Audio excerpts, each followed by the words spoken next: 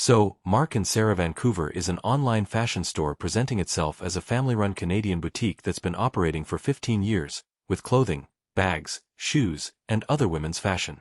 The website currently promotes a 15th anniversary sale with discounts of up to 60%, but there are some important details the marketing doesn't emphasize.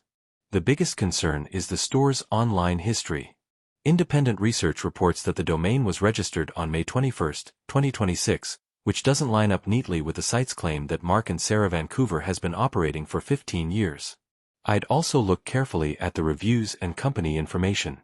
Individual product pages display thousands of reviews, but independent research found only 5 Trustpilot reviews, while the website doesn't provide a physical business address or phone number.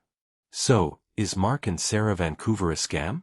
I wouldn't call it a confirmed scam, but the mismatch between the claimed history and domain age, combined with limited business transparency, gives me enough reason to be cautious.